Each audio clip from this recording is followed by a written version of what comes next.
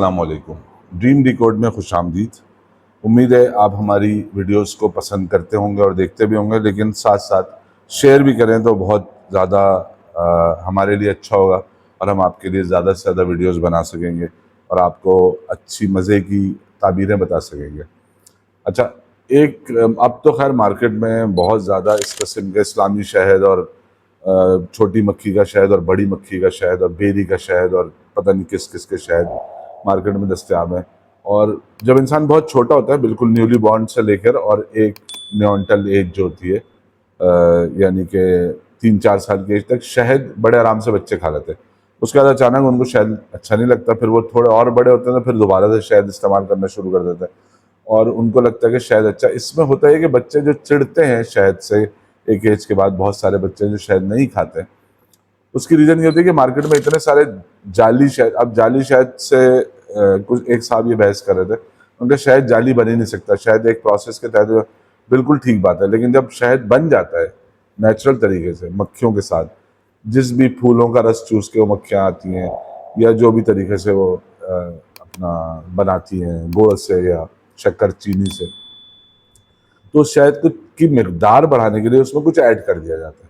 جب وہ ایڈیٹو ڈلتا ہے، اس کے اندر کوئی ایسی چیز ڈلتی ہے جو کہ شہد نہیں ہوتی، تو وہ شہد جو ہے وہ اپنا ٹیسٹ بھی چینج کر لیتا ہے اور اس کی شیلف لائف بھی کم ہو جاتی ہے، اور اس کے اندر آپ نے دیکھا ہوگا فریج میں چینی جمع ہو جاتی ہے، تو اس لیے بچے کھانا چھوڑ دیتے ہیں۔ لیکن شہد جو ہے، اس کا قرآن میں بھی ذکر ہے، اور شہد بہت فائدہ مند ہے انسان کے لیے، شوگر پیشنٹس بھی لے سکتے ہیں اور دیگر بہت سارے فائدے ہیں شہد کے۔ تو اس ویڈیو میں ہم آپ کو بتائیں گے خواب میں شہد دیکھنے کی تعبیر۔ حضرت کرمانی رحمۃ اللہ علیہ نے فرمایا کہ خواب میں شہد مال غنیمت یا ایسا مال ہے،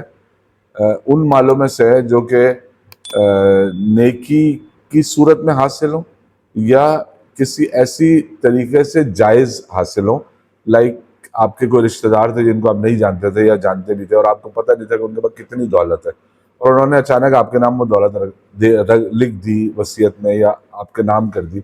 تو یہ پیسے آپ کو بغیر کسی محنت کے ملے لیکن جائز ہے، آپ انہیں استعمال بھی کر سکتے ہیں، ان کو بڑھا بھی سکتے ہیں، ان کو ضائع بھی کر سکتے ہیں، یا اپنا ہر ایک کے اوپر ہوتا ہے۔ تو اس کی تعبیر یہی ہے کہ خواب میں شہد ان مالوں میں سے ہے کہ وہ والا مال جو بغیر کسی محنت کے مل جائے،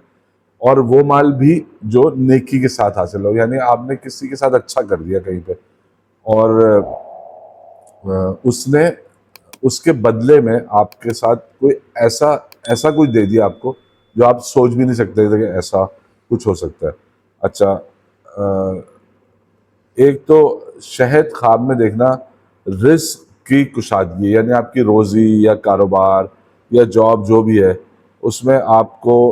جو ہے نا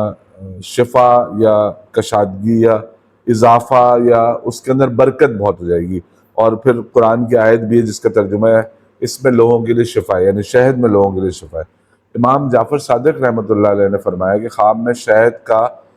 یعنی شہد کو کھاتے ہوئے دیکھنا، خود کو دیکھنا شہد کھاتے ہوئے، اس کی 3 جو ہے نا آپ کی تعبیریں حضرت امام جعفر صادق نے بتائی ہیں۔ پہلی، حلال روزی، یعنی آپ کی روزی جو ہوگی وہ ایسی ہوگی جو حلال ہوگی اور اچھی ہوگی ڈیفینیٹلی۔ منفعت یعنی فائدہ، کہیں سے بھی آپ کو کوئی ایسا فائدہ پہنچ سکتا ہے خود کو شہد کھاتے ہوئے دیکھنے کی صورت میں خواب میں، جو غیر متوقع ہو، جہاں سے آپ توقع ہی نہیں کر رہے تھے کہ یہ بھی فائدے کی کوئی چیز ہے، یہ بھی ممکن ہے۔ تیسری تعبیر جو امام جعفر صادق نے بتائی ہے وہ دل کی مراد پانا، یعنی کوئی خواہش آپ ایسی بڑی رکھ کے بیٹھے ہوئے تھے